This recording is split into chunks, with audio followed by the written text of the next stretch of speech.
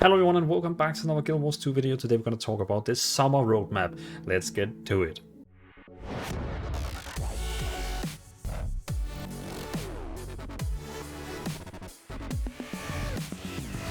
So recently, a few days ago, well 2-3 weeks ago, we got an update from Guild Wars 2 team about the roadmap and the July 19 update preview.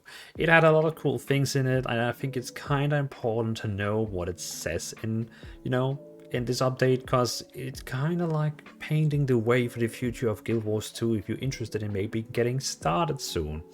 There has been some big rumors on Reddit recently that the game is actually heading to, I think it's Steam very soon. So like in August, it's only rumors and leaks, so everything I say right now could be a lie. But just rumors and leaks is pointing, and Steam codes is pointing that the game is coming on Steam very soon, like we're talking this month. But again, could just be some speculations, but we've seen some leaks which looks pretty cool. So, we could see, you can already find the game on Steam, but it's just like, I think it was some kind of like, if you go into the network coding on the website, it changed something that the release date on the website is now the 23 August. So, and I guess if Guild Wars did the change in Steam's website for that, I guess they did it on purpose to maybe make some hype without saying it. But you know what I mean. So still, it could be false, it could be right, maybe they've been testing, but potentially it could be on Steam on 23 August. But that was not the thing we're going to talk about today. We're going to talk about this roadmap here. So the roadmap here has a lot of cool things that we're going to cover, and how they're going to make the game more approachable for new players in the future. Because, if this game is coming on Steam, a lot of new people is going to see it. A lot of people is going to open up Steam charts and see how many people is playing Guild Wars right now.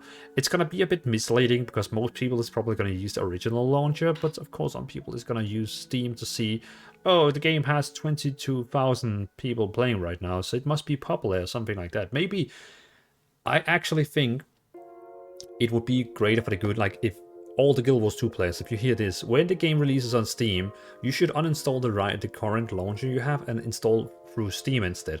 Because all the online numbers people are going to see on the Steam charts is actually going to help the game, because the higher on the list it is, the more people will find it, more people will go to Steam charts and see, oh wait, Guild Wars is popular right now, what the hell, I'm going to download this game. So if you want to support the game in growing, I actually think you should go over to Steam. But again, maybe when you buy gems or crystals through Steam, maybe Steam has to take a cut of that, and of course that's less money for the developers. But what does the developers want? Do they want more players, which Steam can help with? Or do they want the 30% or 50% money they get additionally when buying on their current launcher? I would say Steam is the better way, because it will give them more players, and they just have to live with the cut they take. If they take a cut, maybe it's gonna go around and open a website so they don't take the cut. Who knows? Who knows? But again, we used 3 minutes already on talking about other things that we actually were supposed to talk about. So let's go through this update we have here. So we are going to read up, and I will give you my very pro commentary, because I'm a very pro Guild Wars 2 player. No, I'm not, but I know at least some things about the game, quite a lot about the game. So, I should be able to comment on this stuff. So in the June 2022 studio update, we mentioned that we'd be back in mid-July to share our release roadmap from now through the end of the summer. We have that for you, plus a review of next week's update. Let's get to it. Let the Clockwork Cast begin. The third episode of Living World Season 1 returns on July 19. Cool. So if you want to play some more content and you haven't done, you can play some more content. Okay, that's a few days ago, so you probably already knew this. So we're gonna just skip this part here. So, World's Best World Boss. See, this one is really cool and exciting. I had discovered this in the game without actually reading this, but suddenly I was like, why is this boss doing new things I haven't seen before? And that's the thing. World Boss encounters are some of the most unique and quintessential, I don't know this word. Someone in chat comments tell me how I say that word. Quintessential Guild Wars 2 experiences, which each requiring dozens of players to band together in pursuit of a common goal, defeating the baddies. They do an excellent job of showcasing the highly social and collaborative gameplay Guild Wars 2 is known for, 4 of these world bosses reside in low-level starting zones and are the first large-scale encounter that new players experience as they venture into the world of Tyria. And this is what I'm saying. They're basically making these bosses more fun, more like giving them more things to do, because all these people who comes from Steam, they basically gonna see these first world bosses, like, you know, all these world bosses in the low level zones. They're gonna come and see that, and if those bosses are boring, they'll be like, the rest of this game is boring, this boss is so boring, I can't do this anymore. You know what I mean? So that's why I think they are increasing it. Again, this is another sign of Steam releases coming soon, because they want to make sure that the game, the early game you play, is fun.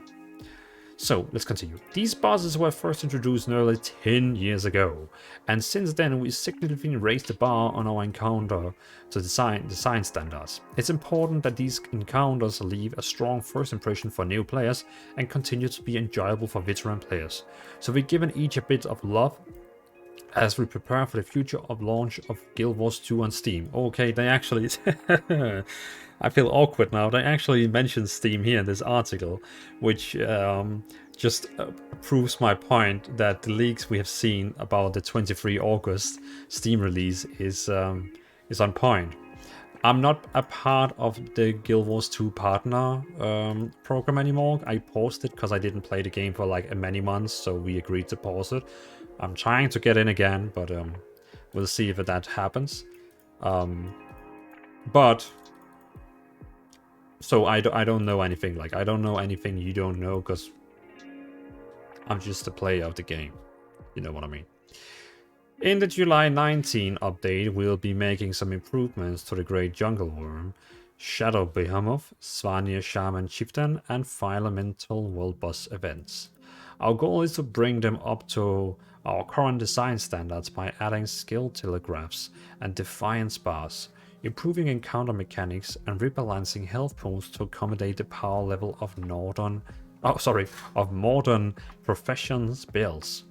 The Great Jungle Worm, Shadow Boomer, and Svanir Shaman Chieftain will also receive some model and texture quality improvements, and one champion loot bag will be added to the completion reward for each event. These changes will give players a better preview of the gameplay and boss encounters they will see during their future adventures in Tyria. Simplifying and improving raid rewards. So that's another topic, because raiding can be hard to get into in Guild Wars 2, and I do believe this is them trying to make it, again, to all the new Steam people coming in, it's gonna make it easier for them to get in. If you're questioning about, we already know in August, and if they're gonna release it on in August, should we already know it? No, because when they actually released End of Dragons, the new expansion, I think they gave us the release day only like a few days or weeks before the release. So Guild Wars they like to give you release dates like a few days or weeks before it actually happens. They don't like to do like what Blizzard is doing, for example, where they'd be like, hey, we're releasing the game in 6 months. Guild Wars don't tend to do that. They're more like, we're releasing in 2 weeks. So it's, I would say I like the 6 months better, because then I can plan vacations and, you know, prepare stuff for it, even if I want to have like a LAN party with friends or something like that. But the way that End of Dragons came out, like, hey, this is the date, it's like, I can't take vacation now, I can't prepare anything. You know, I'm not complaining, I'm just saying that's the differences. So I'm just saying, if the game releases in August, don't be surprised that we get the release date a few days before. Wow, I'm not trying to sound negative, I'm just, you know, trying to make fun of the scenario. Okay, let's continue. We're proud of the gameplay that in-game content like raids offers, but the perceived high barrier to entry makes it somehow of a niche game mode.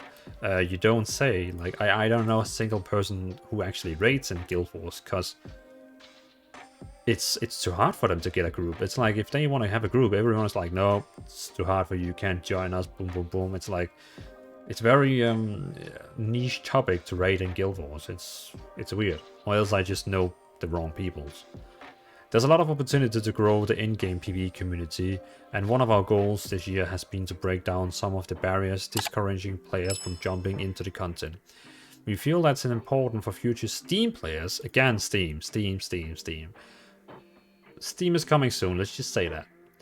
Players to see that there's a healthy PvE community waiting for them at endgame. We've already taken a few steps toward our goal of making raid content more accessible.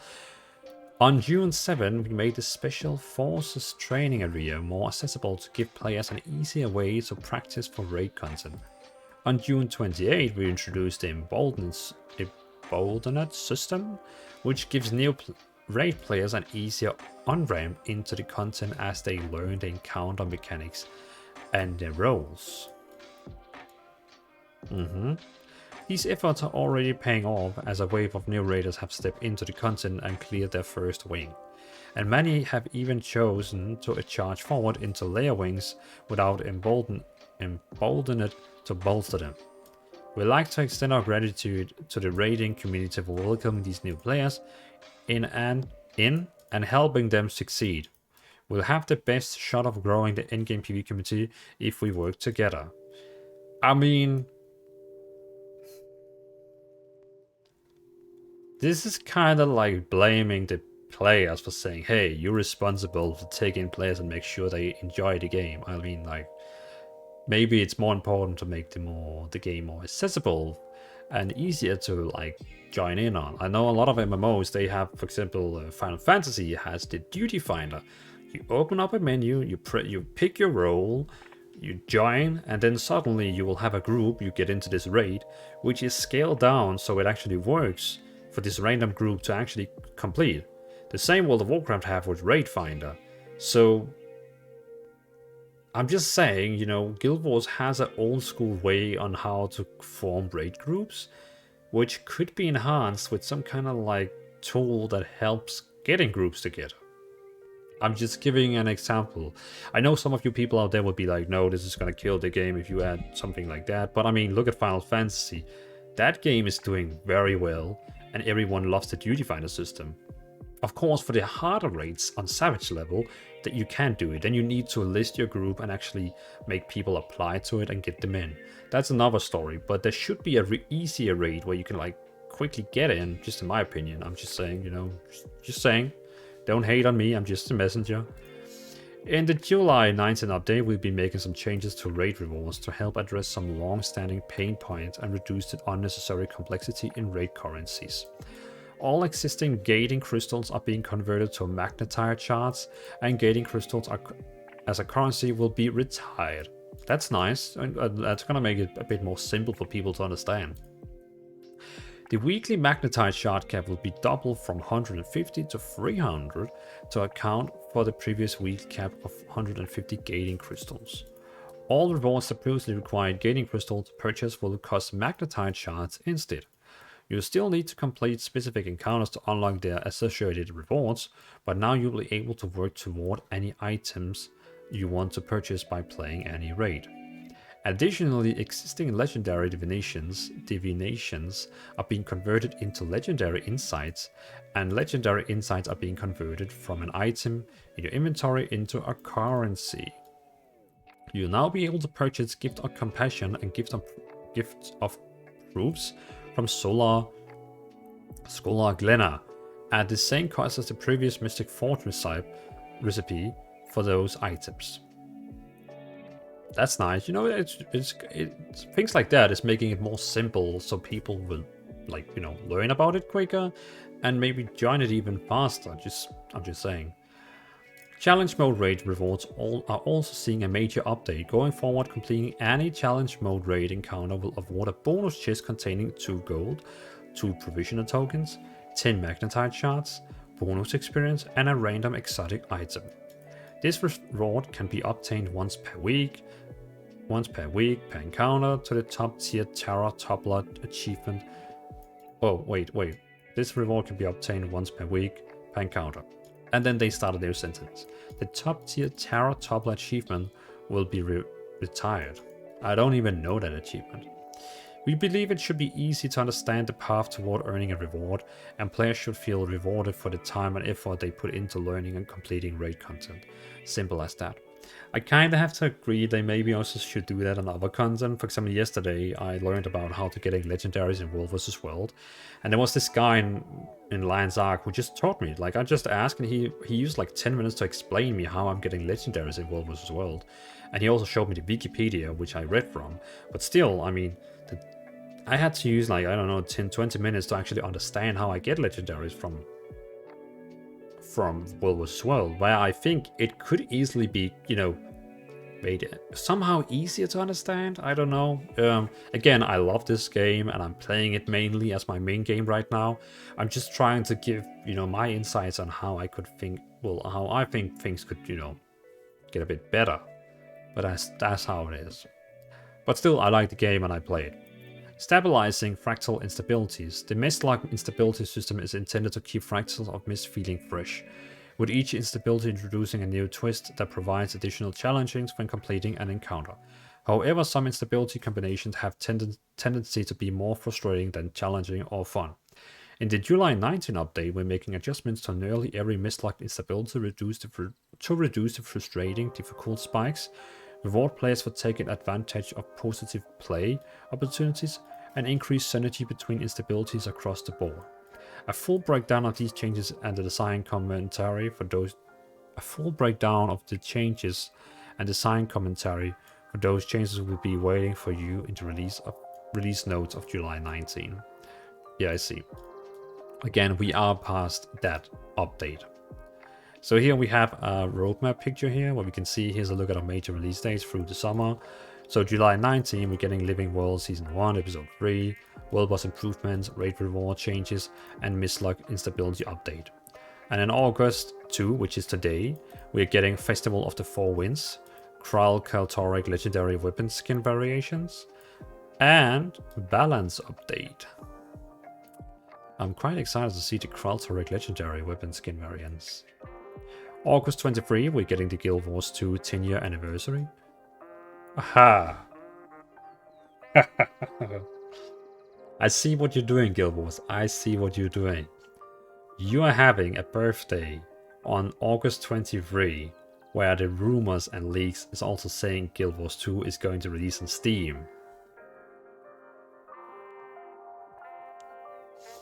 I see. Okay. I'm sorry for talking about the release dates and how they release them.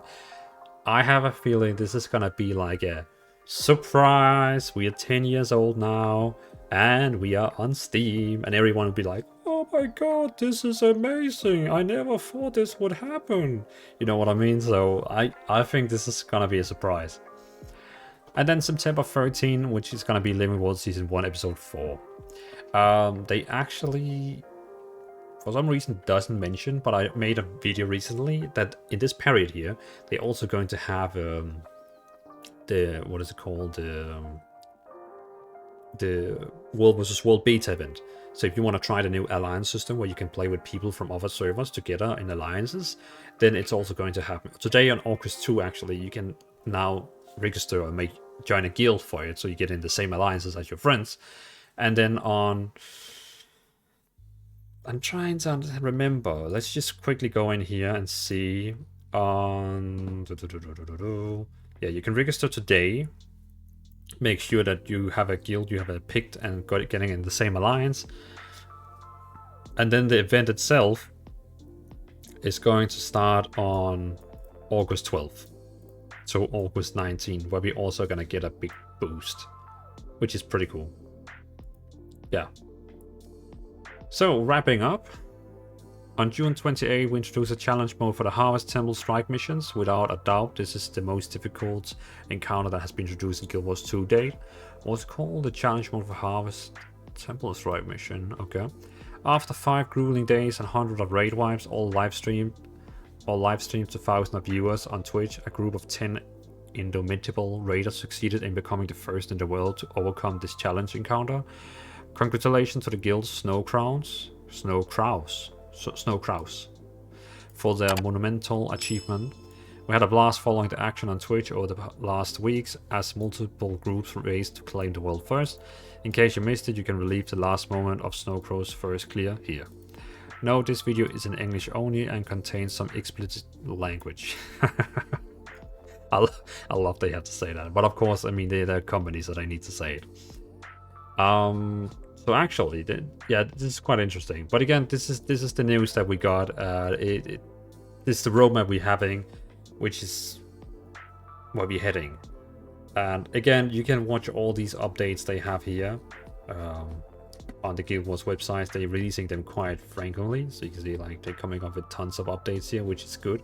But I just thought that it was worth showing you this one here, which is, you know, kind of different, defining how the game is. It's not about the content itself. It's more about saying, hey, this game is actually aware. They know they want new players. They want, I think that's the main goal they have right now.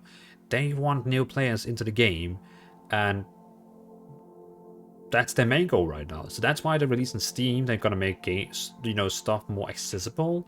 They don't want just this not to be rude against the Guild Wars 2 community, but you know, they don't just want the same, let's say, 100 people to play the game. I know it's way more than 100. It's one of the most popular MMOs alive right now. You know what I mean? Like, probably in the top 10. But they want more. You know, they don't want just to be in top 10. They would like to be in top 5, if not top 3. I know it's a big goal, but still, of course they want more people. So that's also why I think Steam is a really good idea. Also, I like to play games on Steam and show my friends that I'm actually playing this game at the moment. And it's also helping the game to get more people in, because it will be on the Steam front page, it will be on the Steam search when you search for an MMO, and it will be on Steam charts when you go and kind of see how many people is playing different games at the moment. So, but thanks for watching. I hope you enjoyed my my talk. You know, I talked a lot about the Steam version and stuff like that, but I'm just trying to tell you guys out there, guys and girls, and everyone else, that this game is growing. This game is building up. This game is preparing for a new audience. So don't think this game is dead. This game is not dead. This game is right now going that way, and it's only going that way, especially with the Steam launch and all the updates they're doing. They are not slacking. They want to win, and they're trying to do it.